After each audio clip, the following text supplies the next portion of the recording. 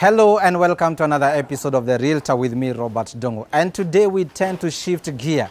I'm surrounded by what may be perceived as a waste. But you know what? I'm here to tell you that this can be converted to something useful to you as a small builder, as a contractor, or even as a developer. What you need to do is just join me as you get to know more on how we can get this done and how we can access it. Join me.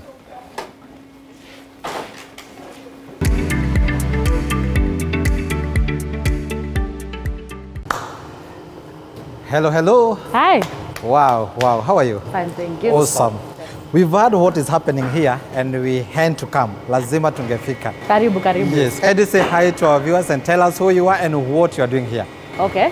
So my name is Nzambi Mate. I'm founder of Jijenge Makers Limited. Right. In Jijenge, we convert plastic waste into building products. Our first product line are pavers made out of recycled plastic waste. All right. Let me tell you.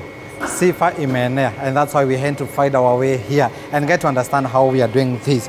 And I found you busy. I don't know what you are doing with this because I'm just amazed by what I've seen, and maybe what you are just about to tell us is you tell us what you are doing with this, because it is not exactly what we've known plastics for. Yes. So, as stated earlier, we convert plastic into building products. Yes. And we have two types of plastics. Right. For example, this plastic, or rather two categories of plastic. So this category we have is called post-consumer. So as the name suggests, it's after the consumer has used. Right. This is what we get from the households, from the offices, etc. And then we have the post-industrial. Yeah. Post-industrial we get from companies. Exactly. Yes. So we combine a blend, both post-consumer and post-industrial plastic. We combine with an aggregate, in this case sand, and then we make the blocks. Wow. Just get to know this. We are talking about the plastics that has been a menace for the longest time. And this is what Jijenge are doing to make sure that, of course, this menace is no more. Now, Zambi, tell us, from here to the very last product that we have, if you won't mind, I know we have thousands of people watching, and they could be interested in knowing how you go through this process and our last fine product. Okay. So the first step is this. This plastic is already cleaned and crushed. Yeah. So the service of cleaning and crushing we outsource. Right. So we outsource that service. So when the plastic is collected from the households, it's taken to the dump site or the yard collection. And then we have the waste pickers. I think you've seen them around. Sure. So what they do is they collect the plastic, they sort, and then they take to different yards. So we are in collaboration with different yards all over Nairobi. So they do the collection, they do the cleaning, the crushing, and then we collect from them on a weekly or a bi-weekly basis. Right. So when the plastic comes here, that's the post-consumer plastic. At the same time, we have post-industrial plastic where we work with about 10 companies. We collect on a bi-monthly basis. We get the plastic. So we combine the plastic together. So once the plastic comes to our facility, this is the first step. Okay. So from here, yes, from cleaning, crushing, it comes here. So this is a mixture of plastic, post-industrial and post-consumer plastic. Right. It's mixed with sand. So I don't know if you know the koroga, the concrete. The concrete. So concrete is a mixture of sand, cement, ballast, water. You make the mortar. Right.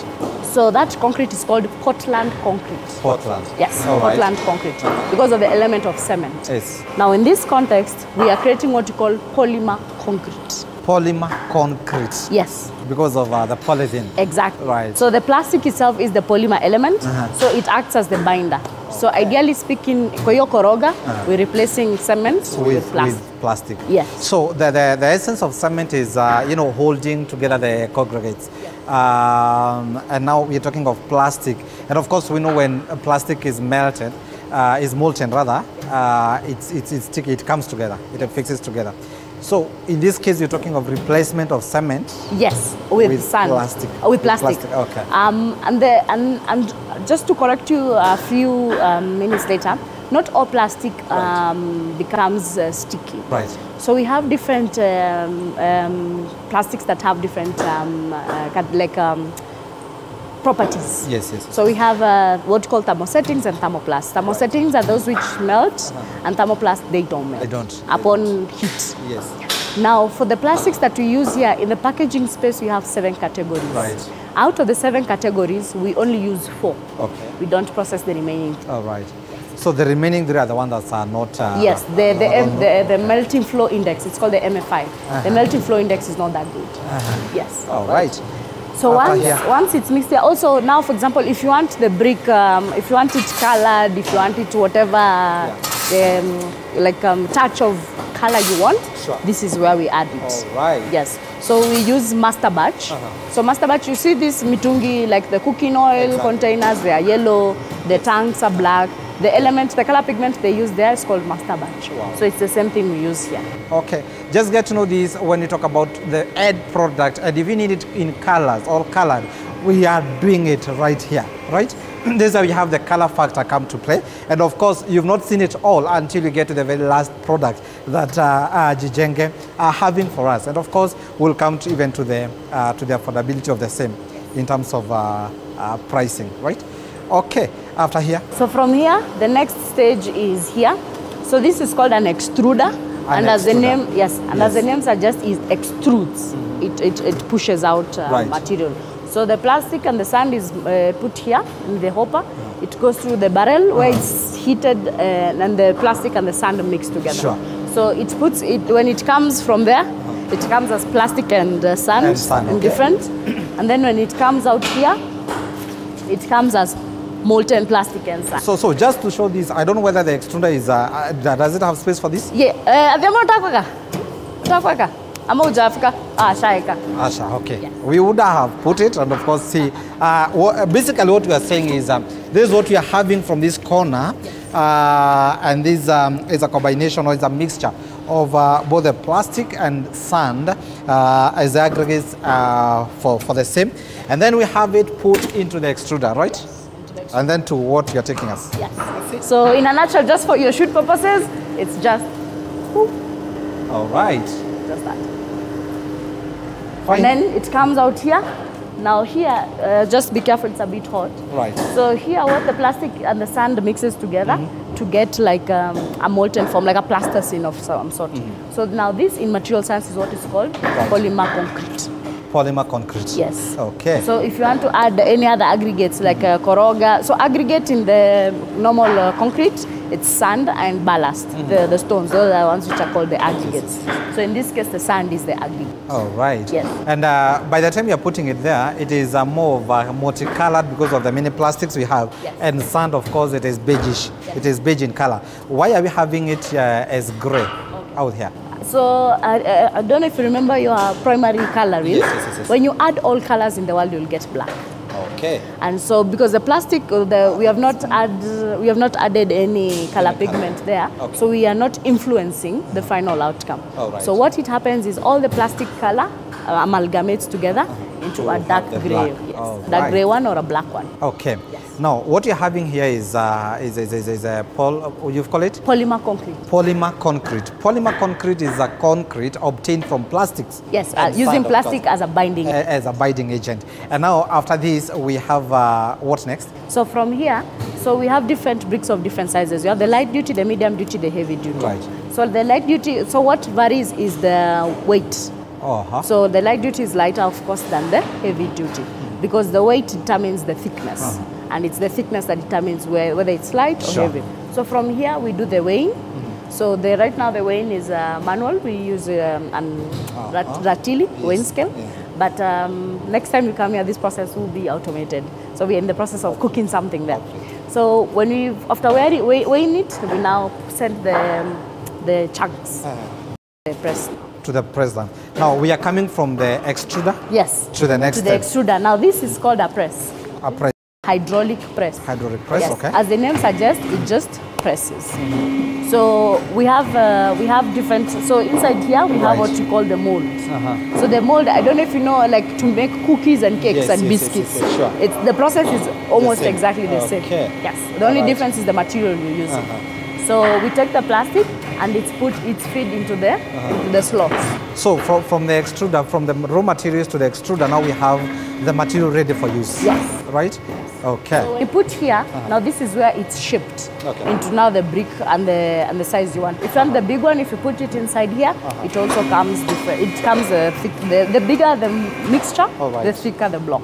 I would fear to touch it because it's already smoky. Yes, I would advise not to, because when it comes out here, it's very hot. Plastic, the melting point of plastic is about plus minus 125, but when you combine it with sand, if you can remember high school physics, the sand acts as an impurity to the plastic, and therefore the plastic impurities increase melting point. Sure. So the melting point there moves from 125 to 450. 450 degrees centigrade. Yes. Melting point, or rather the boiling point, the melting point. Melting point to 400, right? So now we have it. We have it here. Yes. So when you put here the hydraulic presser. Yes, press. Press. Hydraulic press is doing what it is supposed to do to come out with. And maybe how long does it take the moment you put the mortar, the material? How long does it take to press down and have the material ready? So the whole process takes anything between 3 to 5 minutes. And particularly on this press? So about half of it, maybe about 3 minutes or 2 minutes, 2.5. Okay, right. So maybe we can have. If we have something inside, I don't know whether it will be right if we can have something to hold or to have. Yes, so I will not hold it here, we'll go and hold it there, because here the purpose of this one, plastic, when the brick comes from there, it's 400 degrees centigrade, plus minus. So we bring it here so that we can shape it and lower it. So lower the room temperature, because remember our goal is to take it towards room temperature.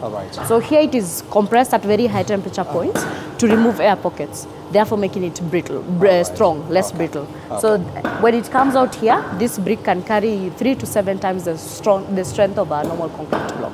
Note this, 3 to 7 times normal concrete. And mind you, talking about plastic and sand. Yes. Right? Show us the end product from now the press to... So when it comes here, it comes here. So this is called the water bath. All right. So as the name suggests, it's just normal water. It's a bit hot. It's a bit hot. Yeah, so the plastic is put here to continue curing. So curing is now just to bring it down to room temperature, so that it's ready for pre-processing. So because the bit about using plastic in this context is because if you look at it, it's homogeneous in nature. It doesn't have air pockets.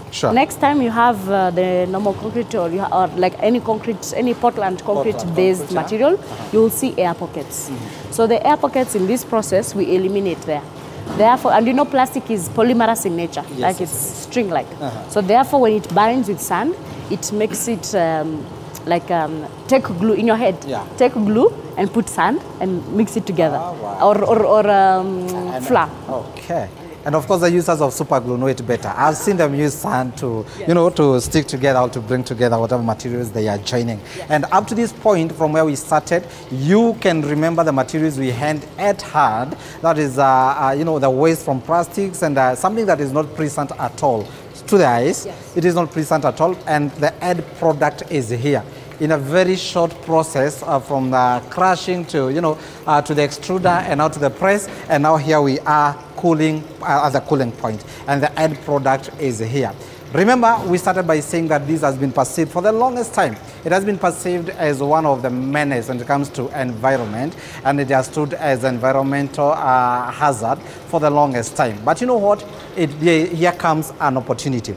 These are true examples of what you can do to conserve our environment and, of course, create job opportunities and more so have locally available building materials. Don't go away, because after this break, we're going to be back with more, because she's here to tell more about how to use these ones, where are they found, and more so the cost implication behind this. Because now that it is not pollard, it is not cement, we expect to be pocket ready. Don't go away after this break. We shall be right back.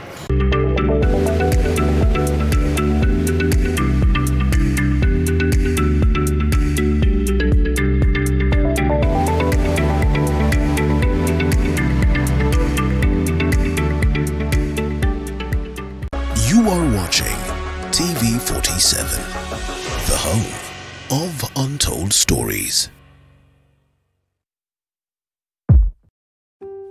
Disabled or able-bodied, we all have the power and responsibility to make society more inclusive for each and everyone. From experiences to listening to the disability community, we provide a platform where we interact with disabled individuals with the sole purpose of shedding light on their situation from a positive perspective.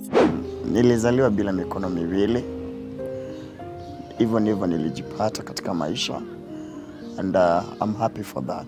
People are giving a lot of chances to people who are disabled people. Join Muthoni Maina as she delves deeper this Saturday at 7:30 p.m. We celebrate disability, an inclusive world and education. We need to know such person can go beyond the limit.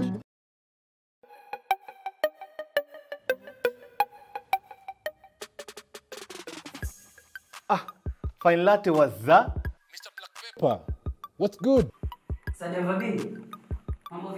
Astounding, Rasta Mtani. How are you, man? That is simping, bro. These men have no substance. Bro, you need an apology for that.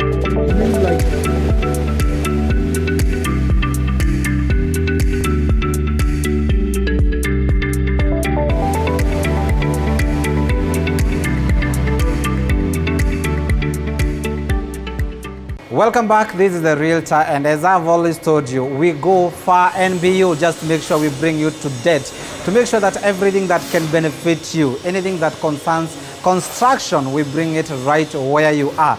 And today we are here to Jenge, just to make sure that we bring you the latest in town. It has been an interesting episode. You know, with one of the, not one of the, but with the founder of the same, taking us through how we can convert the waste materials into useful and constructive materials that we need direly. Most welcome back, and you have showed us to the very last point where we've gotten more of plastic cablos. Yeah. Plastic cabros? Pavers. Pavers, yes, it's plastic pavers. The best word is plastic pavers. And just from where we have left it, you can make us understand, are these, you've told us they are as more like 3 times stronger than the concrete pavers. Huh? Now, you can tell us, why did you choose, or how are we achieving this, and why did you choose to have plastic pavers that are more strong than the concrete? So, the strength really lies behind the science. Right. So when you press the mixture together at very high temperature pressure points, you remove all the air pockets. Right. And because you don't have much air pockets, the brick is less brittle. And because it's less brittle, it doesn't have much weak points, hence stronger. And of course, when you talk about the airports, those are the air spaces, as many would refer. And by reducing that, it is less brittle. And then that makes it stronger on the other. So it is basic science per se. Yes. Wow. Nothing, there's no much, it's not rocket science, it's just basic. Remove the air pockets, remove the weak points, hence the brick becomes stronger. And maybe before we proceed, you can tell us what inspired you to go in this direction? Because it's interesting. So for me, as a person, I've always wanted to enter into the environment space. Always, right. Always. And I think you know Wangari Maathai. Yes. So Wangari Maathai was one of the biggest motivations for me. But her tool of trade was activism. That was the tool of trade for her. My tool of trade is science and engineering.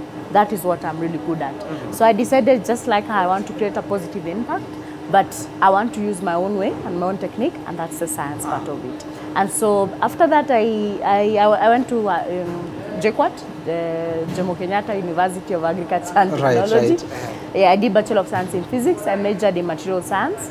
After that, I went to further study postgraduate, where I focused in Material Science and Engineering, with emphasis in building products, and to be specific, alternative building products. Because the building products we have right now, it comes from extractives. Extractives is mining. Sure. So like the cement we get from extraction. But it will reach a point that these resources are not infinite. Sure. We have to find alternatives. In the other side of the spectrum, we have this material called plastic. that has impacted all sectors, both positively and negatively. And negatively, sure. The challenge we have as developers of this technology, as a scientist, we didn't think what happens to this material after use. Yes. What is the life? Because plastic takes long, takes plus minus about more than 100 years to degrade. So because of that, then we decided as GOtv, how can we convert this plastic waste to affect and impact a basic human need. All right. Hence construction, and that's how we started. And of course, I can relate that to what now we are popularly calling the green life. Yes. Taking all the waste and recycling, taking it back to use, and it's kind of having a complete ecosystem when it comes to waste. And do you think, in your own experience and wisdom, do you think this technology and this kind of approach is sustainable in our local market? This is one of the many solutions that we need to develop. Right. Because we have both micro and macro solutions. Yes. Right now, the plastic we use in the plastic space, it's the bottom of the pyramid. It's the plastic that, it's ideally speaking, it's not worth it. Yes. Because the plastic integrity has degraded. Right. So this plastic cannot be recycled to make another container or another jerry can or another cooking oil container with the same quality. It can't. Right. But this plastic has to be properly disposed. So that's where we come in, and we take the plastic and ideally speaking give it another lifespan. Right. So ideally there's this concept called carbon trapping or carbon locking, where you take the carbon from the air and through the different channels like the trees and all that stuff, you trap it, or there's also some concretes that actually trap CO2. The same concept. We actually give the plastic more life, so that by the time it degrades, it has already served another life. Interesting. And now because we have got some here, remember this is where we added our first segment of this show, and we talked about polymer cabro. Yes, polymer concrete. Polymer concrete. And of course, this is what we are having. She has explained that the inspiration came from one of the greatest activist we ever had in this nation, Professor Wangari Maathai the late, and through activism she was able to conserve the environment. But for her and this technology, they are conserving the same environment but in a more post-production way. And with this one now, I want to come now to, I know it is a heavy investment, right? Yes. Having invested all these, I want you to tell us the uptake, the market uptake, because we have developers watching, we have partnered with the developers and contractors. I want you to tell us maybe the uptake. Are they believing in this, or is they still slow? Just to summarize, the challenge we have as GOtv is not demand, but rather it's supply. So our production capacity is really low compared to what the market is demanding for. And this is just because right now we're targeting a lot of B2C. B2C is business to customer or business to consumer, the direct consumer. This is mostly individuals. We're also moving on to the B2B, which is business. This is mostly people within the construction space, the contractors, the architects, anyone within the building space. Yes. So this is where we are now moving into the next place. But to get in this space, we have to have huge volumes because an average size for B2C is about 100 square meters. An average size for B2B is anything between 600 to 1,200. So we need to increase capacity. So basically what she's telling us is that the uptake is awesome. It is there. The market is there, right? Yes. But the production, for obvious reason, is it's a bit low. Maybe how can we convince, or rather those who are taking it from the market, be it contractors or developers, what is making them prefer this one to the other one? Three things. The brick is stronger, it's cheaper, and it's lighter. Stronger, cheaper, lighter. And lighter. Yes. So you're talking about three aspects here when you talk about these this block I'm having here. We're talking about its light in weight as opposed to pollard bricks or blocks. We're talking about it is cheaper and 15% cheaper.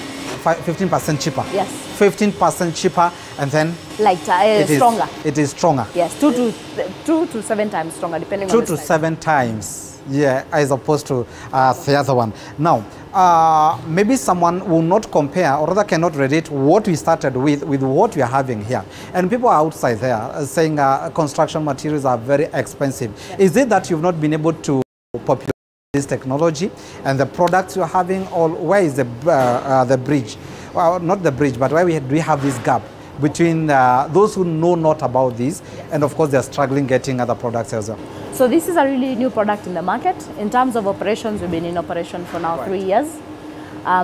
In terms of existence, we've been in existence for 6 years. So the 3 years we've been doing research and development. Sure. So this is a new product in the market. So there's a lot of customer education that has to go with it, and awareness. Right. The other issue that we think that can really catapult us if we get in partnerships with different companies, especially people within the construction space. Right. Because in this space, word of mouth is very powerful, and also word of mouth from the right individuals, all the way from the fundis, all the from the level of fundis to the contractors. And so what we're doing is we're now doing more of marketing to targeting those particular specific customer group, because they have a huge within the construction space. Yes. And so to say, we've got youth out there who are saying there are no jobs, they are educated, they are, masters holders, but there's no job in the job market. But here is a perfect example that you could be having all the skills, but if you don't put your hands on, then it will be as good as useless, so to say. And Zabi, who is the founder of Jijenge, has put a perfect and a good example to anyone who is out there. And Zabi, maybe you can tell us to youths who are watching there, and they have done whatever they have done in schools and their careers, but they have no jobs yet. It may be off what you have studied, but what word do you have for them? I think it's just starting. Right. Because as human beings, we have what you call the fear of the unknown. Yes. And so this really cripples you to do what it is that I personally believe is purpose for everyone. Everyone on earth, I believe, has a purpose. Sure. And it's actually a blessing, and that's the biggest blessing as an individual you can give yourself, actually realizing what the purpose is. Before I started Jijenge, I was in the oil and gas business. So I did exploration in the upstream department. But I did that for about 1.5 years and realized I don't like that. That's not what I was put on this earth to do. And so the challenge I had was the fear of starting. But in summary, just start. Just start. Wow. Just start. In summary, just start. And of course, maybe as we wind up, Zabi, you can tell us one element that I would have forgotten. We've got this one is more of black. Yes. This one is more of maroon red. Yes. Brick red. Yes, brick red. Okay. Yeah. How do we achieve this? And so the beauty about using plastic, right, you can make as colorful as you want. Right now we just have, because this is the sample that is present. Right. But we have done even purple and light. Like depending on what color you want, we can produce that. Right. The only difference is just the color pigment, and also playing around with different colors. What we have realized as a business is the B2C space, people want it so colorful. Personally, I enjoy making projects for B2C because the output is very captivating, unlike the B2B. Yes. But in terms of aesthetics, for us, whatever color you want, we will make it. That's what you make? Yes. Wow, interesting.